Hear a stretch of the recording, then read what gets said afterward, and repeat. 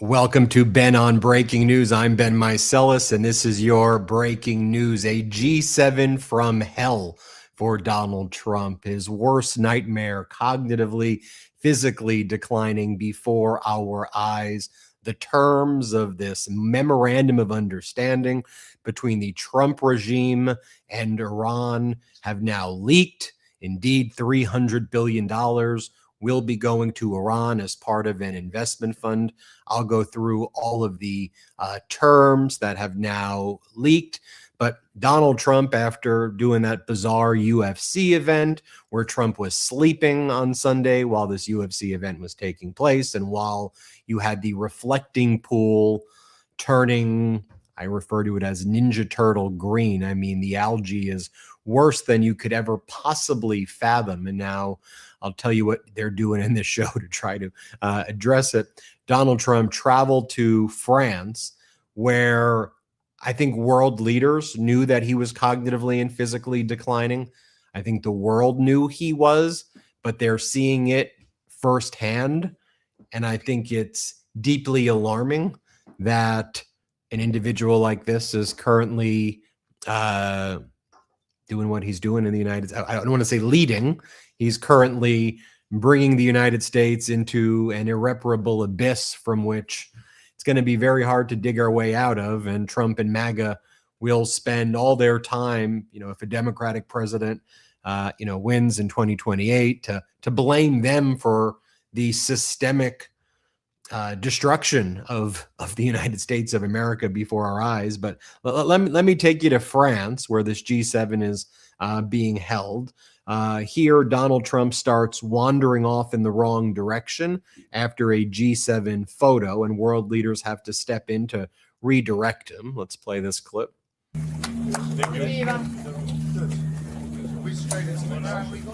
other side, the other side. It's fine. Where's my wonderful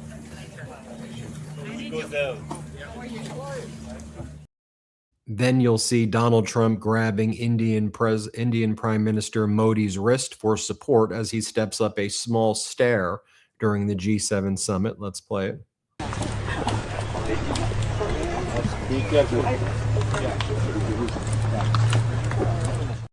We saw a similar moment where Donald Trump was losing his balance and he had to hold French President Emmanuel Macron's wife, Brigitte Macron, who Donald Trump has also attacked before, and very viciously he attacked her before, but he had to hold her hand literally to stay up. Did you all see this moment? Let's play it.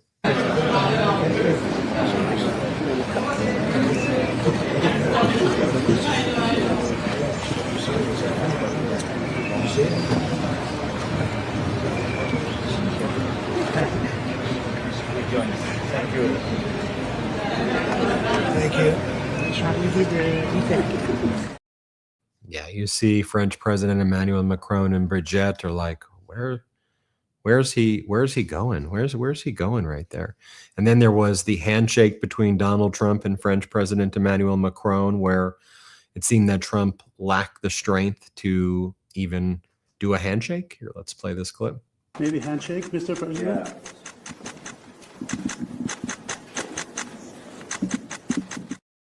Do it one more time there, Jeremy, because it looked like almost him lifting his arm caused a great deal of pain. It almost looked like. Here, let's play it one more time.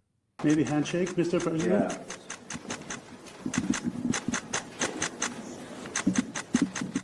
A gasp when he did the handshake. So on state regime media, which calls itself Fox, they were applauding Donald Trump for even being able to walk.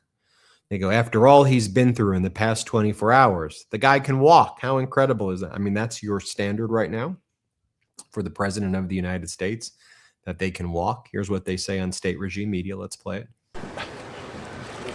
And they're talking about something. My main observation so far is that this is the first time I've seen a world leader photo where the other leader, not Donald Trump, gave a thumbs up and the president just kept his hands at his sides. The fact that he can even walk, Peter, given all he's been through in the last 24 hours, I think really is quite remarkable. He's got to be beyond exhausted.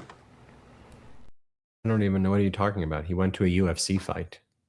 He created some deranged event at the White House. That's what he's, oh my God, let's get this guy a Purple Heart. He attended the UFC fight, and then he had to get a memorandum of understanding done on his birthday. So it just had to happen. It had to happen on his B-Day.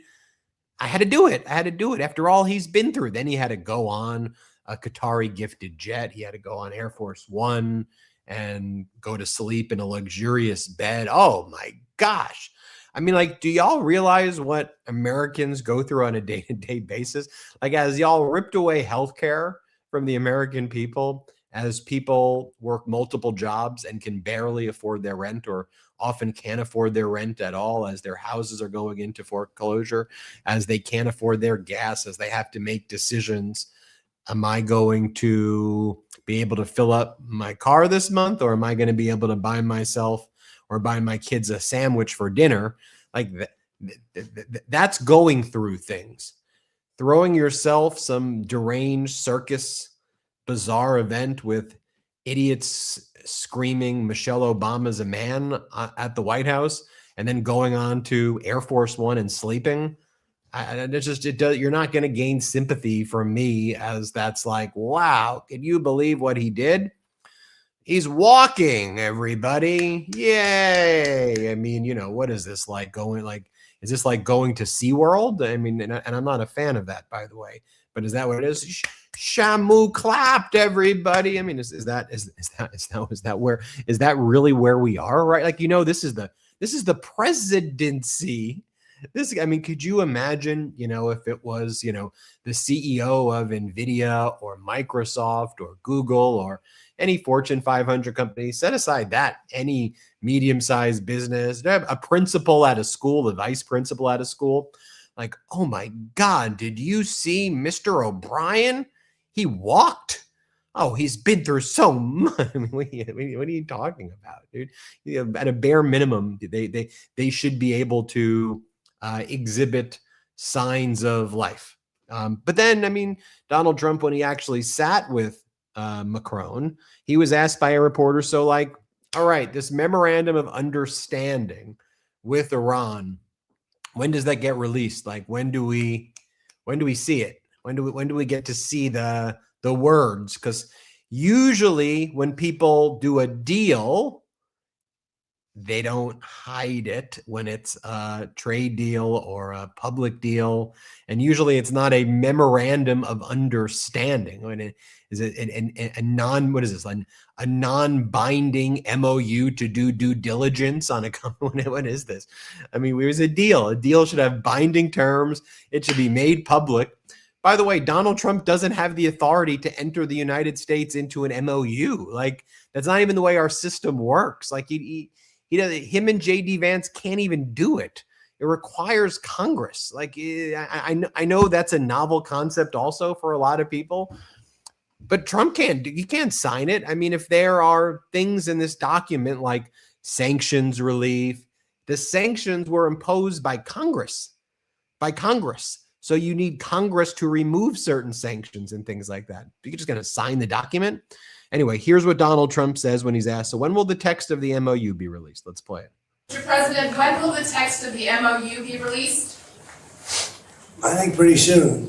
I would say, I want it to be released because it's a very powerful document. It's not like the Obama document, which was just a terrible document. This is a very powerful document, and I want it to be released. So probably pretty soon. I would say sometime after Friday. Because the strait opens completely. It's open now, but it opens completely. We'll have all the mines knocked out for the most part. We have a lot of lanes right now already. Mr. President. So I think sometime in the very near future, yeah. Mr. President. Also, what does it mean that there's a very powerful document? That's not even a real thing to say. The document has power. The document is a powerful document. I don't even know what that even means. It's a deal. It's supposed to be a negotiated compromise. It's a powerful memorandum of understanding addendum. Okay, what does it even mean? And also, I mean, here's the thing that also shows such weakness too. Constantly attacking Obama especially on the world stage like that, it's setting aside that it's not a good look. Like it's the ultimate sign of weakness. You're not signaling strength when you have to constantly compare yourself to a former president who happens to be very, very popular still in the United States and internationally. Just if you even think about it in general, what world leaders are out there that name any world leader that really spends significant portions of time obsessing over the predecessor, and on the world stage, mind you, on the world stage, constantly attacking the predecessor by name over and over again. And then, of course, when you dig into this memorandum of understanding, it is much weaker than former President Obama's non-nuclear deal, which was called the JCPOA. Now, as I've said, it's tough to report on in the sense that I want there to be a deal. I'm not rooting for this deal to fall apart. I actually think when you go into a catastrophic unlawful war like Trump did and brought the United States into with Netanyahu, and you lose in the catastrophic and unlawful war, and you break things and you destroy things, you fix what you break. You lose. So to me, the document is actually a rational document based on what took place. US and Israel lost. They went into the war unlawfully. And so the deal is reflective of a loss. That's just the reality of it. And so I'm not rooting that this document, I certainly don't want there to be war in the first place. I don't want the war to resume. So where I say the difficult in reporting on it is, on the one hand, I'm deeply critical of someone like Trump who brought us into this unlawful and catastrophic war in the first place and made all of these promises, regime change, and we're getting the nuclear dust, and we're doing all of these things, and that we're going to be greeted as heroes in Iran, and all of them are wrong. And so I think I need to point that out as a reporter dealing with objective facts. Frankly, though, as an American, I don't want to be involved in never-ending wars. So I want us to be out of there. I look at the deal and I go, those terms seem to be reflective of what happens when you lose. It reached a compromise. My hope is that, the Strait of Hormuz really can now be reopened like it was open before this catastrophic war. Like I want to root for the investment fund or whatever this is to work.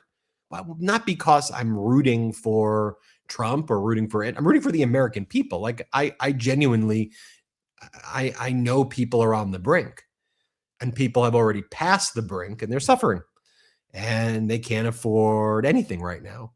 And everything's been exacerbated by this catastrophic war. But frankly, it was all beginning with Trump's disastrous policies, like his tariffs against the world. And so, when I talk about, Trump surrendered, I'm not rude. I would want to be very vulnerable and open with you that I'm not rooting for the deal to fall apart. And so I'm actually rooting for us to get the hell out of there and to not be involved in these never-ending wars and to not put more treasury and more American lives or anybody's lives on the line. I'm not sure this document is going to be able to accomplish that because it's not even a deal, right? I mean, Obama's plan actually had teeth, and it had multilateral, by the way, far less money, and it had multilateral mechanisms for inspections. It had lots of details and lots of details regarding the details and buy-in from the whole international community.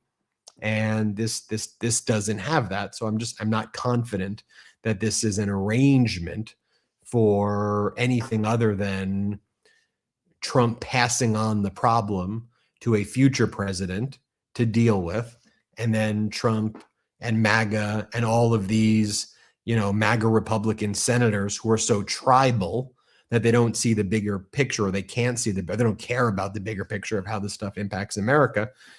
they just go boom, boom, boom, right into attack mode. Oh my God, did you see inflation is surging and America's never been this weak and all these other countries have formed alliances and frozen the America out. Oh my God, this Democratic president has screwed it up. Oh, Donald Trump was holding it all. No, no, no. Trump screwed it all up like he did in his first term. And I brought this up before and I'll just bring it up again. One of the things about the JCPOA is that it also was intended as a template for North Korea.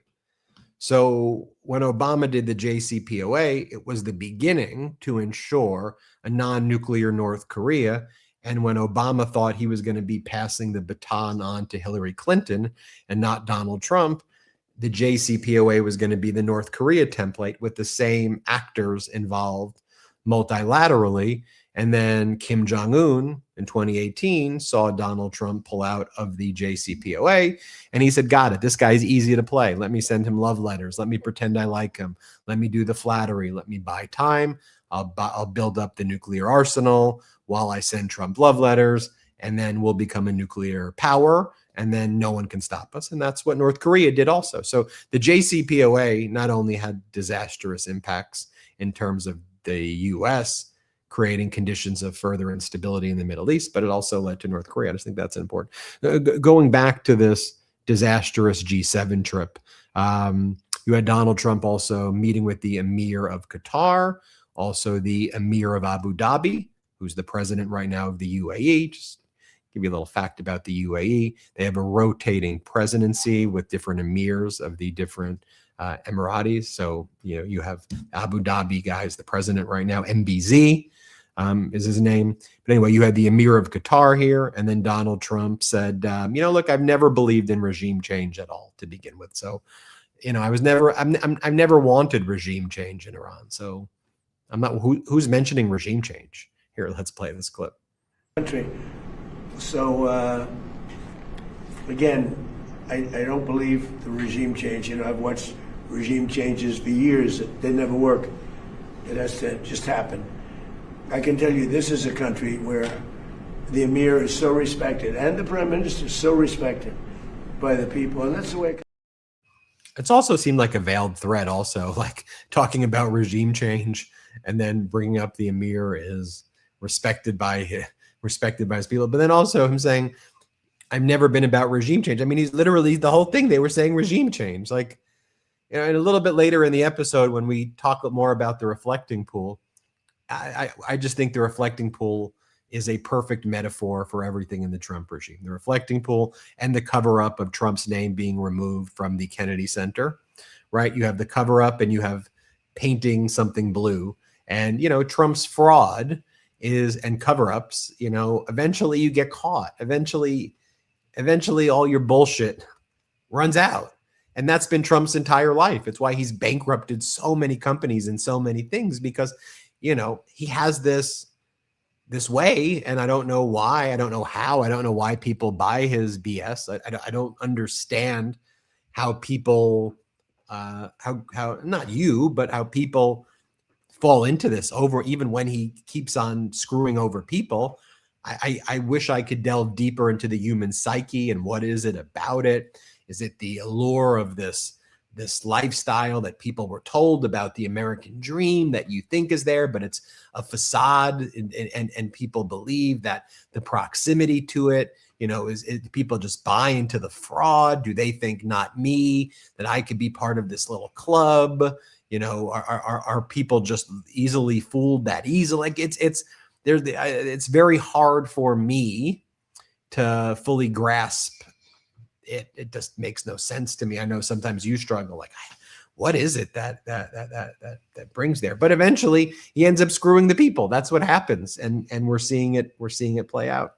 And with Trump's now, what he's trying to sell is that he actually likes this Iranian regime, that they're great people, and that we're dealing with really strong, really smart people. And again, I mean, I want to just simply highlight that this is what he's saying now after everything he said before. I mean, how do you have any credibility when you say, I'm going to kill these people? They're crazy. And now you love them and they're strong and you want to be their friends and you want to invite them into the White House and you want to spray cologne on them. Here's what he says about the current Iranian leadership. Let's play.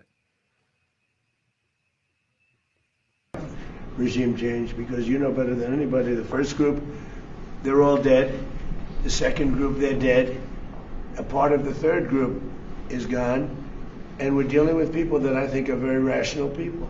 I mean, they were nice to deal with. They were strong people, smart people. I think actually they're smarter than the first and second group. But they're not radicalized, and they're, you know, looking to help their country. So, again, I don't believe the regime change. You know, I've watched. Believe in regime. The guy, crazy. It's crazy. It's crazy stuff. And also, I just want everybody to know the truth. Like, MB Ghalibaf was deeply embedded in Iran's military his entire life. He's Iran's parliament leader. He's the guy who will be shaking hands with J.D. Vance in Switzerland when this already electronically signed MOU becomes publicly signed. If we can get there to Friday, we'll see about that. But MB Ghalibaf isn't a new guy. I mean, he's been their parliament leader for a long time, and he's been rising up the ranks. One of the guys they killed who was a more moderating figure, if you want to even say that, is a guy named Ali Laranjani, who was like their national security guy. He was replaced with a more hardliner. The Trump regime and Netanyahu killed that guy. Foreign Minister Aragchi has been around for forever. He actually writes books on, ironically, negotiations in Iran. He's like one of the foremost international experts on the art of negotiation. Isn't that fascinating that Iran has a real person who actually is an art of the deal, and the US has like an art of the fraud person? It's a fascinating dynamic, because Aragchi, if you go to his background, he's been writing these treatises and books, and he teaches negotiation. He's actually a well-respected foreign diplomat, and he's been a leader of Iran for a very long time. You know, the Ayatollah's son is now in charge as the spiritual leader. The IRGC is still there. So it's just, when Trump says these things, it's counterfactual. Now, if you want to say that these people were rational before and that you find the current negotiating posture more rational, I don't know. I mean, I think we, the people, can understand, like we're not stupid. We're not stupid. I mean, maybe some people are, not us. I mean, the people who were clapping when the UFC fighter said Michelle Obama's a man, I don't know how to ever get in touch with those. Like, I'm not fully sure how to ever interact with those people validly. And I'm not trying to be like a party pooper, right? I'm not trying to be like, let's not have fun, or UFC sucks. Or no, I mean, personally, I don't like UFC. I like football, or in the United States, we call it soccer. I'm a big Knick fan. I like boxing. I like running. I played sports in high school. And I don't think personally, like, broing out to me ever meant like attacking marginalized groups and like mocking and being racist and mocking transgender people or marginalized communities. That to me, you could like if we want to be like dudes and bro out and do that, like I'm not trying to like act like you shouldn't do that or what. Just don't bully marginalized communities. Don't be racist assholes.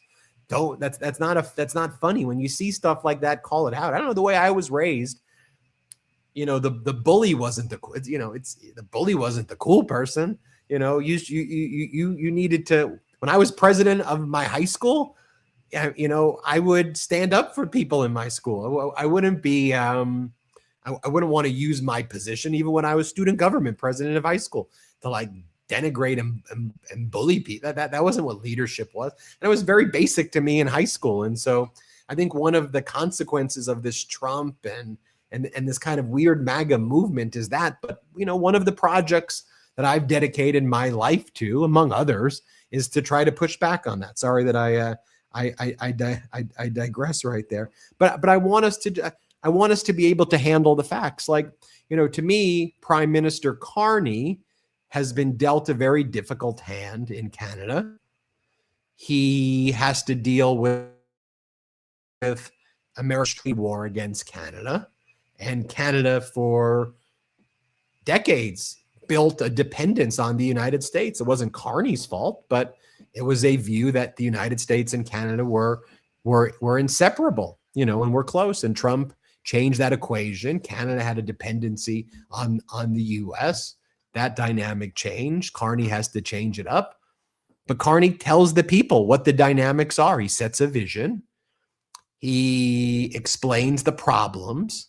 And he says, we could always be we could always have our sovereignty attacked by the United States, and we could always be dependent in a bad way, or we can try to take control of our destiny and help unite the mid-powers, Canada, European Union, others, and form a stronger alliance and stand up and be a major power.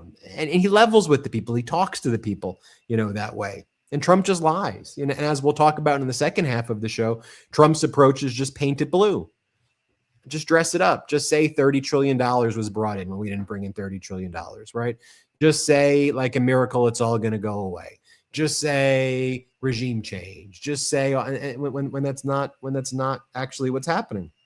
Then Trump also claims that Qatar and Iran share a land border and that you can walk from one to the other. Here's what he says. Let's play it. Any money in Iran. Working with Qatar and the people of Qatar was really a pleasure. They were tough. They were strong. They are the closest to Iran physically. So with other countries, I noticed I had to travel about 45 minutes to get there. With you, you could walk right across the border. So you were in a more dangerous position. Yeah, you can. Just so everybody can see. Let's look at a map. Look where Iran is. Look where Qatar is. Look where the Strait of Hormuz is. You see that if you wanted to walk from Iran to Qatar, you'd have to go through Iraq, Saudi Arabia, maybe Kuwait, maybe Bahrain, but you'd have to at least cross 2 or 3 borders to get there, or you can cross the Persian Gulf. But like we need a president who understands basic geography, right? Like, I don't think that's asking too much. I mean, if you accept a 747 jet from a country, from the person who's sitting right there, at the very least, you can know maybe where the country is located on a map. And, call me old fashioned, but I remember the days where if you spelled potato wrong, right? Dan Quayle, that was the end of your political career. How do you not know how to spell? And maybe it's a tricky spelling.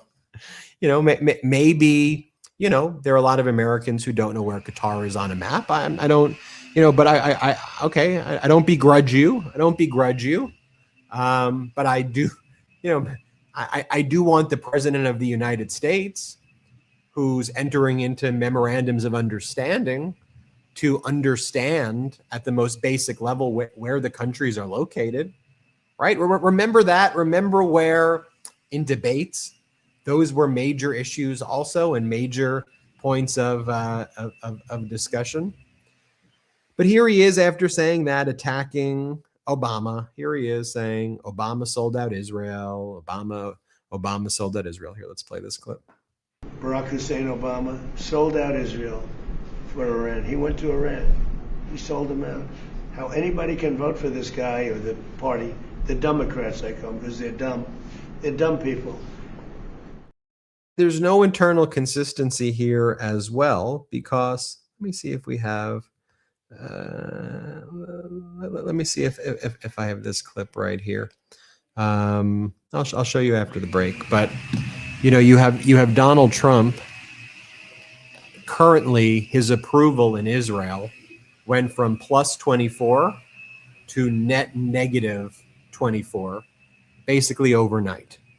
And Donald Trump wouldn't show Israel the memorandum of understanding. And Donald Trump, in this press conference, calls out Israel for their bombings in Beirut. Which, by the way, when Trump is saying those things, I agree with. I don't agree with all the other stuff he's saying, but when he was saying that Israel bombing, let me be very clear. Trump aided and abetted this in the first place.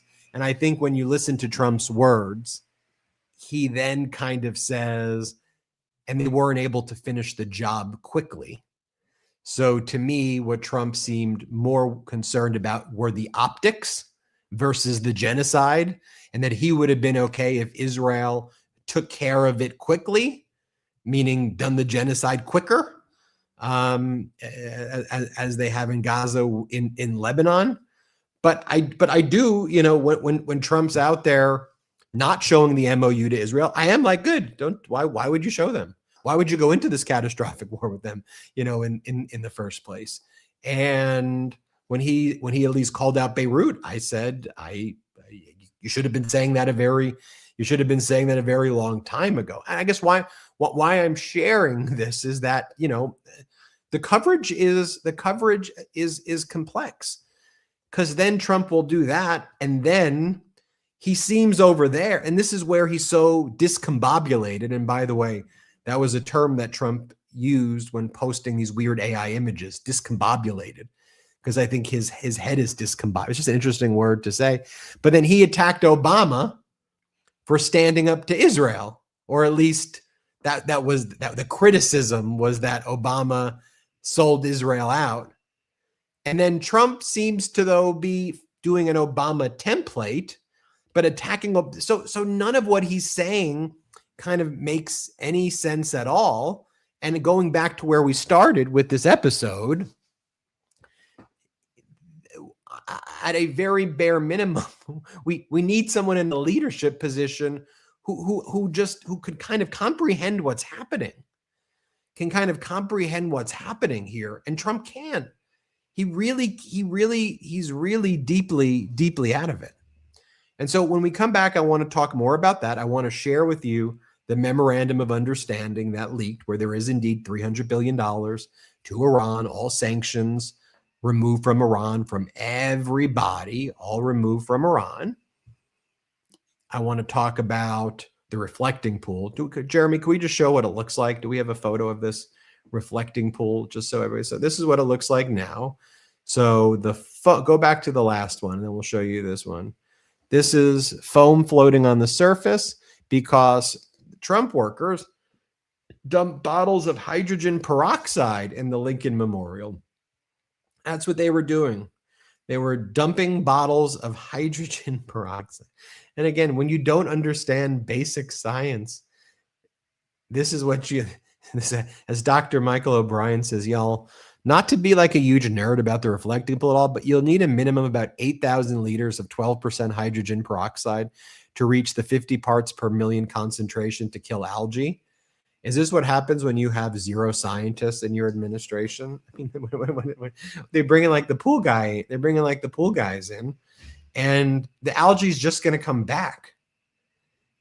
The algae is just going to come back. Even if you do the hydrogen, the reflecting pool is now going to be a hydrogen peroxide pool. I mean, it's the stupidest. It's the stupidest. I can't even fathom what's happening to this country right now. We'll take our first quick break of the show. Can you all do me a favor? Can you subscribe to the MeidasTouch on audio, wherever you get your audio podcast? It really helps us when you subscribe on audio. Subscribe now. We'll be right back after our first quick break of the show. Thanks. Time for some talk. Life insurance talk, that is. You probably have it, but do you know how much you're paying for it? And for how much are you being covered? Odds are you pay too much for too little. And did you know if you receive life insurance through your job and you're unexpectedly laid off, you could suddenly be covered for nothing? Scary to think about, but simple to get right. Thanks to SelectQuote, where I'm headed to sort out my life insurance policy today. For over 40 years, SelectQuote has been one of the most trusted brokers in insurance, helping more than 2 million Americans secure over $700 billion in coverage. Their mission is simple, to find you the right insurance policy for your unique needs. They shop, you save. Unlike other one-size-fits-all life insurance companies, SelectQuote's licensed agents work for you. In as little as 15 minutes, they'll compare policies from top-rated carriers to find you the best fit for your health and your budget. And they work for you for free. No medical exam, no problem. They partner with providers offering same-day coverage up to $2 million without needing you to visit your doctor. Have high blood pressure, diabetes, or heart disease? SelectQuote has partners with policies designed for many pre-existing health conditions, so you get the protection you deserve. Head to SelectQuote.com and a licensed insurance agent will call you right away with the right policy for your life and your budget. Life insurance is never cheaper than it is today. SelectQuote, they shop, you save. Get the right life insurance for you for less and save more than 50% at SelectQuote.com/Meidas. Save more than 50% on term life insurance at SelectQuote.com/Meidas today to get started. That's SelectQuote.com/Meidas. Okay, confession time. I had to stop checking headlines right before bed. My nervous system, literally, I just could not do it anymore, which is exactly why I've been a lot more intentional about how I decompress. That's where IndaCloud comes in. I've genuinely been impressed with IndaCloud. IndaCloud's a fully legal online cannabis dispensary with gummies, exotic flower, premium pre-rolls, zero sugar THC sodas, energy gummies, and extra strength sleep gummies. Everything is federally legal hemp THC, lab tested and shipped discreetly to your door. Feels like there's always another headline, another alert, another reason to stay glued to your phone. At some point, I realized I didn't need more information. I needed a little bit of space from it. One IndaCloud soda helps take the edge off while still letting me stay present, and the extra strength sleep gummies have been great for those nights when your brain just refuses to shut off. The world might stay overheated. Your nervous system doesn't have to. If you're 21 or older, go to IndaCloud.co. That's .co, not .com, and use code Meidas for 30% off your first subscription order. That's IndaCloud.co, code Meidas, MEIDAS, for 30% off, shipped routinely and discreetly to your door, plus free gifts on qualifying orders. And don't forget to fill out the quick survey when you order to support the show. Enjoy responsibly, and a huge thanks to IndaCloud for helping everybody slow the noise down a little bit this summer. Now that the kids in my family are playing sports, I looked into brain health to make sure that all of those hits in football or headers in soccer wouldn't result in long-term damage. And that's how I found Q-Collar. This podcast is sponsored by Q-Collar. The Q-Collar is a revolutionary product that is the only FDA-cleared device in its category to help protect the brain from the effects of impacts during sports. There's truly nothing else like this on the market. At this point, you might be thinking, isn't that why you wear a helmet? Well, a helmet protects the head. The Q-Collar helps protect the brain. How it works is simple. The Q-Collar applies light pressure to the neck, slightly increasing blood volume in the skull, which helps reduce brain movement during impacts. The Q-Collar is backed by 25 plus peer-reviewed independent research studies, so it's science you can trust. Think about it like a seatbelt for your brain. My nephew wore his Q-Collar for his first season of contact football, and it worked perfectly. And Q-Collar can be used in 20 plus sports, from football to lacrosse to skiing. If there's contact involved, Q-Collar can probably be beneficial for you. The safety of my kids and loved ones is my top priority, so Q-Collar was an easy choice. I love when a product is backed by science and not phony promises. From NFL players like running back Tony Pollard, all-pro cornerback Sauce Gardner, to even Premier Lacrosse League adopting Q-Collar as their brain injury protection partner, the Q-Collar is trusted by the top athletes around the world. And Q-Collar is FSA, HSA eligible, so you can put those dollars to work. So when you're getting your family ready for the next season, think helmet, mouthguard, and Q-Collar. Head to q30.com/Meidas and use code Meidas for a free sleeve with your order. Once again, that's q30.com/Meidas for a free sleeve available in 15 colors with your order. Welcome back. Saw the following post, which made me laugh. Greenland is now asking Donald Trump to invade, hoping to secure a deal similar to the one that Iran got. I mean, it's I mean, it's kind of true. You want to invade? Let's do it. Could we get the same deal also? That's kind of what Donald Trump looks like to the entire world right now, huh? Let's talk more about what went down at this press conference, or this conference with the Emir of Qatar, as well as with the Emir of Abu Dhabi and the president of the UAE. Donald Trump was asked about, let's see this one. Donald Trump says that his relationship with Iran was fully normalized. We now have a fully normalized relationship. Let's play it. Get it done. Iran wants to get it done. They have to get back to business. And the relationship is now normalized. So I think it's going to go pretty quickly, Steve. Could go faster. He's also saying that right there with MBZ, leader of the United Arab Emirates, who in Trump's first term got to sign on to the Abraham Accords, and the UAE was all in with Trump on trying to destroy Iran, do regime change in Iran, and believe that the US was going to do that. And now MBZ, who's looking at Trump right there, behind the scenes, was it last week? And this is where some of the writing was on the wall, that there was going to be a deal with Iran. MBZ spoke directly with Foreign Minister Araghchi of Iran. And there was lots of reporting that the UAE was giving Iran billions of dollars. Now, the UAE denies that for what it's worth, but you can form opinions yourself if the UAE's released billions and billions of dollars. Also reports that Qatar did as well. And I think that MBZ, who you saw there, as well as the Emir of Qatar, Al Thani, they both just said, you know what? We just can't rely on the United States in this region. I mean, obviously, the U.S. is still going to be a major power in the world just based on population and GDP and the markets and the post-World War II legacy. But I don't think that going forward, you're going to see any kind of similar view of these Middle East countries' perspectives on the United States. And by the way, at the end of the day, that may be a good thing, right? I mean, should we have air bases in all of these countries and in their territory? It may actually be a good thing. Why do we need to be spending billions and trillions of dollars on a military industrial complex that, while American people are suffering? And, now, should we have gotten into an unlawful and catastrophic war in the first place to reach that conclusion? Do I have confidence that the structure and framework of this deal is going to be durable? I don't, because it's not even a deal. It's a memorandum of understanding, and it's all over the place. And Trump doesn't even know where he is. He doesn't understand the complexities of. I truly doubt, and I talked about this on the podcast that I was doing with my brothers last night when we were live.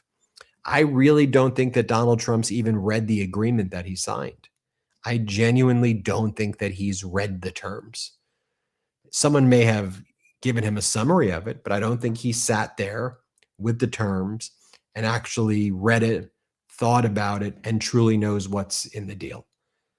I think that's deeply, deeply problematic. And I hope, though, and this is where I want to root for America, that we can stop these never-ending wars. But with Trump, where's his mind going to go next? Invade Cuba, right? That's the next one, I'm sure.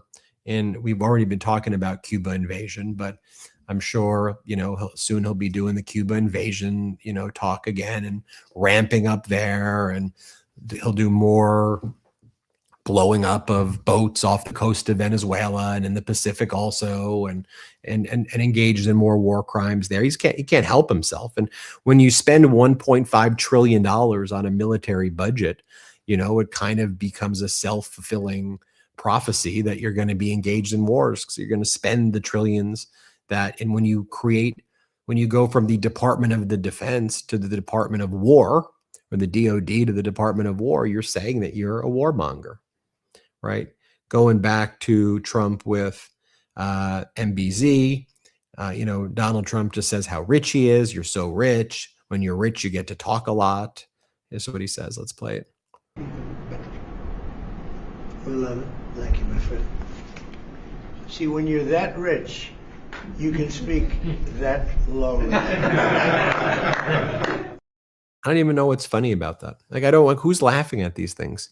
When you're that rich, you get to talk that long, and then people laugh. Who are the people laughing? What's funny about it? I genuinely don't even get. It's like they're speaking an entirely different, I don't want to say language. It's like it's this oligarch Furby speak. They rich, you get to talk a lot. Ha ha ha ha. What is funny about any of this? We're dealing with issues of war and peace. We're dealing with issues of life and death. We're dealing with war crimes and genocide. We're dealing with the American people suffering here. What's the funny? And again, I believe I have a sense of humor. I find things funny outside of, when there's a place for humor and funny TV shows or movies or comedy series. But I also don't find it funny when comedians punch down. Like, I don't find it funny when you mock marginalized communities. It's not funny. That's just bullying. That's not humor. To me, humor is punching up and mocking power structures. To me, that's humor. You want to be witty and controversial, you make fun of people in power. But making fun of people who are bullied and who suffer already, why is that funny? I don't know. J.D. Vance was on State Regime Media, and J.D. Vance was, so J.D. Vance has basically been the guy put out there to try to sell this deal to the American people. We know behind the scenes that J.D. Vance was the person pushing for the deal. And you had Rubio and Hegseth and the CIA director, John Ratcliffe, all against it. And, J.D. Vance is out there, but J.D. Vance is also lying about the deal. J.D. Vance is saying, oh, no, that's not in the terms. That's not there. Just a bunch of propaganda. That's not. Okay, well, then release the terms. Just let us see what's in it then. We won't have to speculate. But J.D. Vance is lying about what's in there because we know what's in there now. And, I also, though, and this is where I hold the complex thoughts, I'm also glad that in the Trump regime, that J.D. Vance was the person who fought to get a deal. It doesn't mean I like J.D. Vance. Let me be very clear. I think J.D. Vance is complicit in war crimes, in other crimes. I mean, I think he's a horrible person. I think he's changed personalities multiple times. I think that, he's a fascist. I think he's a horrible person. But also, if he was helpful in getting this deal done, I'm glad that there was someone saying we need to get the hell out. So I share that with you. If you maybe don't want to hear me say that, I don't like JD, but he's a liar, And again, this is this memorandum of understanding doesn't really create certainty. It doesn't do anything. I think it's going to fall apart. I hope it doesn't, though. And so I'm glad that there's someone who was like, let's get out of there.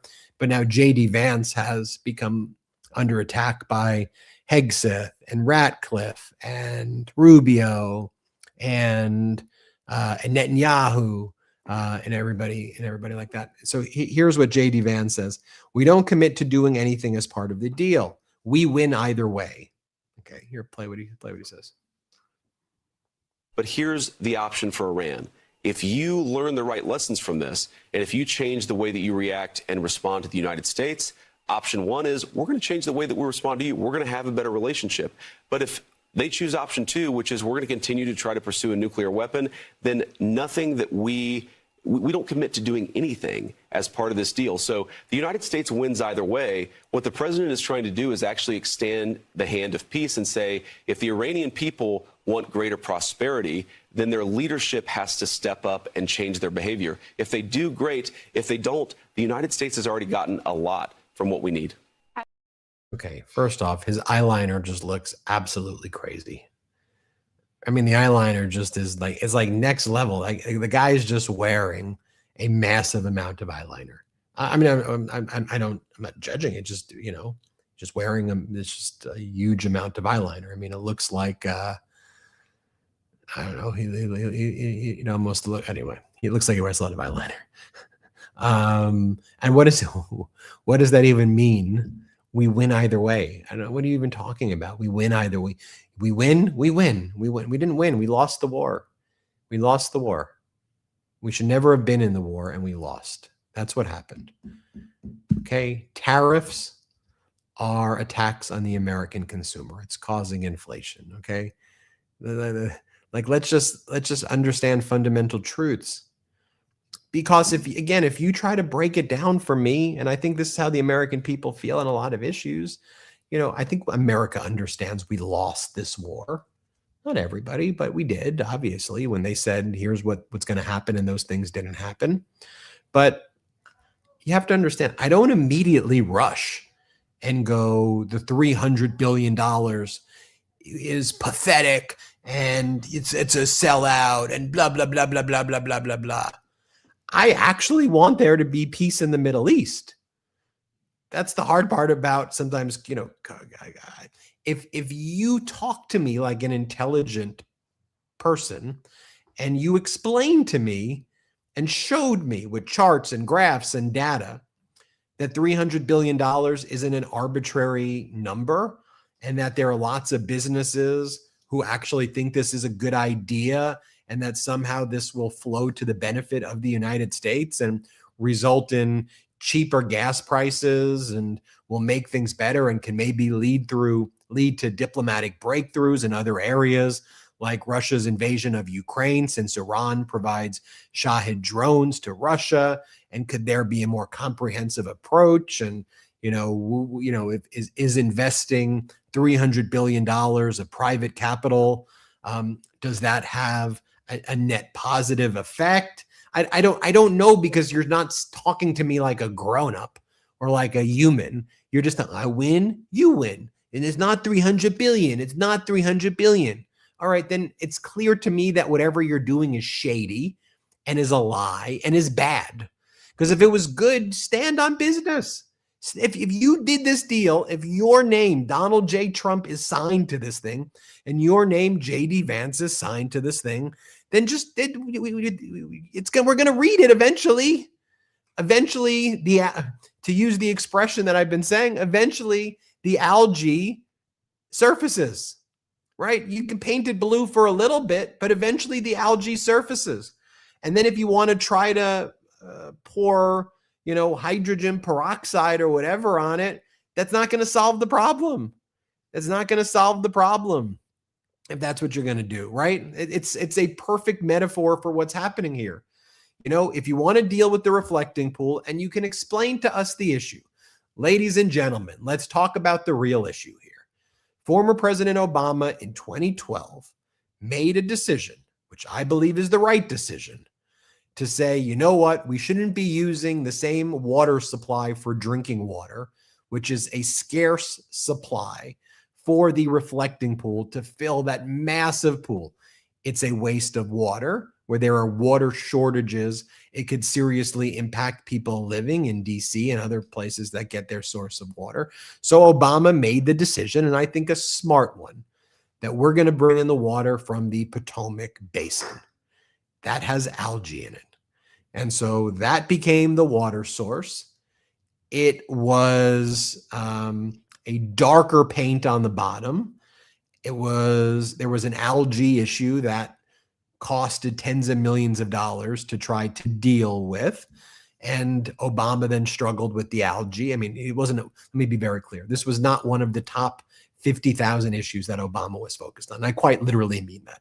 When I say he struggled with it, it wasn't like he was posting about the reflecting pool or giving speeches about the reflecting pool or even talking about the reflecting pool, okay? He had an interior secretary who handled certain things, and there were certain people who focused on DC issues, but they tried to deal with it science-based, responsibly, figure out a solution. There was never really a good solution. Why? Just basic science. Reflecting pool, shallow water, humid, DC's a swamp. Right idea when the reflecting pool was built, reflecting on Washington and Lincoln right there.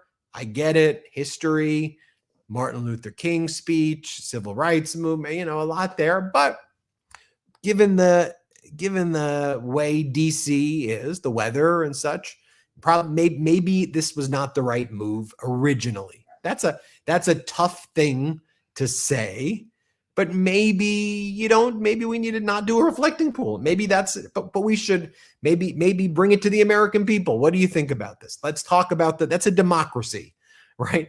What should we do with this? It's going to cost us potentially $1 billion over the next 20 years to deal with the algae situation, or we can close the reflecting pool, maybe make it like reflecting marble, and maybe we deal with it, or we spend $1 billion. What do we want, right? Let me bring it to the chat. Let's do a democracy here, right? What would you do if I told you the truth about the reflecting pool and explained to you the origins? First off, wouldn't you appreciate that I was just being honest with you about what the issue was? And we could vote and make a decision what's best. That's messy. Some of you may be upset with the decisions that we make, but let's make the decision. What Trump did was paint it blue and say it was going to be great. And everybody was saying, but you're not dealing with the filtration. You're not dealing with the water source. The nano bubblers are not going to work the way you think it's going to work in order to get rid of the algae. Algae is microscopic. It's reproduction asexually, sexually. The way algae spreads, just microscopic algae, it will always come back. So, and painting it blue, if anything, may make the situation worse. You may be creating a worse situation. Go over to the Iran deal. The algae comes back. Donald Trump can say in 2018, I'm going to get out of this Obama deal and I'm going to do a deal so much better, right? Or he can say, I'm going to pull out of the Obamacare or the Affordable Care Act and I'm going to do a better deal. And that sounds nice. The Affordable Care Act is messy.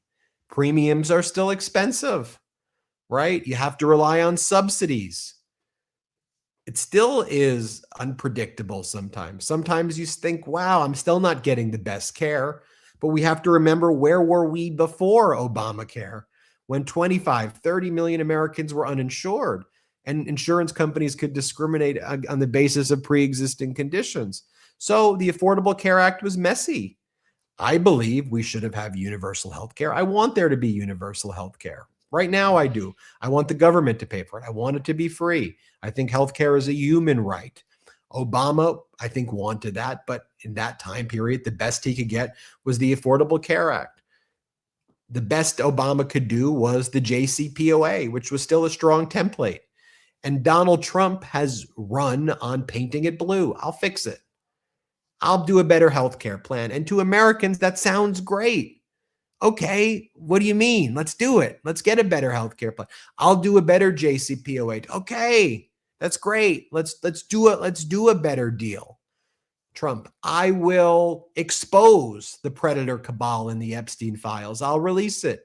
The American people, that's great. Let's release it.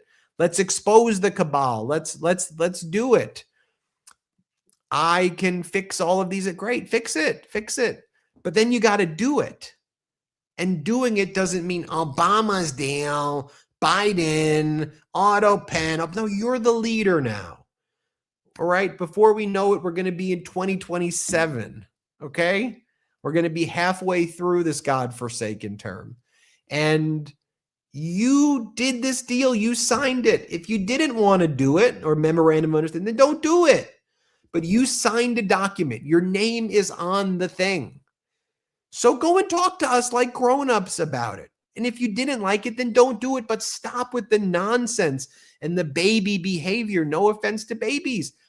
I'm telling you, you could convince me that $300 billion may make sense. I don't know. I'm not fully an expert.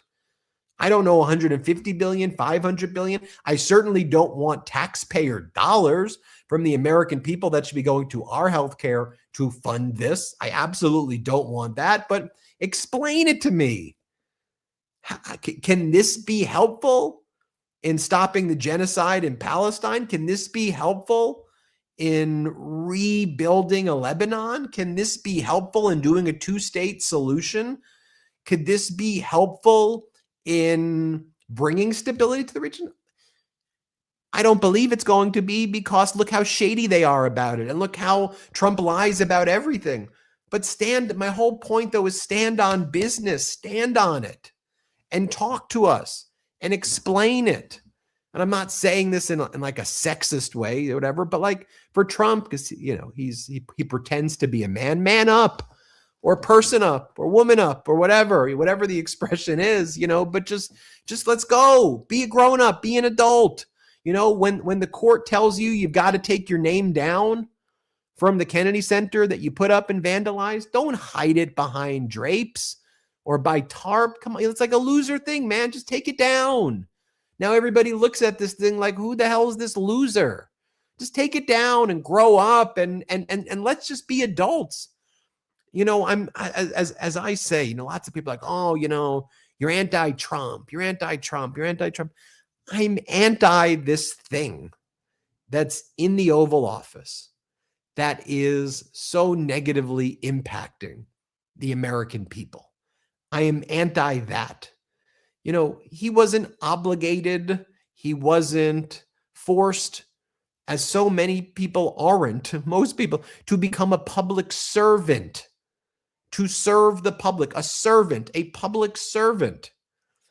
But when you've used the position of public servant to cover up pedophile rings, to engage in catastrophic wars, to rip away people's health care, to send ICE and Border Patrol Gestapo to round people up, torture people, and kill them, to be an instrument and an aider and abetter of genocide, when you do all of these things, you've stepped into the arena to do those things. And I'm anti the pain that's being inflicted on the American people that finds its main source in this guy, in this person who occupies, and sadly, the Oval Office right now. And as I've said before, we have to get out of these cycles where when the next person takes over, that we're so tribal that all of a sudden you have this tsunami of MAGA and right-wing talking points to blame all of the shit that Donald Trump has handed over onto the next person. We have to be constructive, honestly, as Americans, not as political tribal animals, like as Americans, as human beings, because this system is not a sustainable system right now. It is not. And we should look at models that are working. And we don't have to embrace all aspects of it, but we should look at what Mamdani is doing in Manhattan right now. We should look at it. It doesn't mean we have to take every aspect of it, but we should look at what he's doing there and seeing what's working. We should look at models, and we should have, once again, laboratories of democracy versus laboratories of autocracy. And too frequently, that's what we're seeing states have become. Laboratories of autocracy, where the most vile and villainous ideas, what get adopted is what gets adopted in DC to then inflict nationwide, and that found its home in Project 2025. So I'll leave you with this. Former Vice President Kamala Harris giving a speech today in Vienna. And here's what she had to say on Iran. Let's watch former Vice President Kamala Harris. Let's play it. Let's be clear about this. Thank you, Tim. Let's be clear about this. Whatever is being negotiated, this president is going to declare victory and will end up where we were after the JCPOA and call that a victory, the JCPOA that he withdrew from. The Obama nuclear agreement. And one more clip of former Vice President Kamala Harris. Let's play it. But to be clear, if you were president, you never start this war. Absolutely not. Absolutely not. And I'll leave you with that. Everybody hit subscribe. Help us get to 7 million subscribers. We're grateful for you. We appreciate you so much.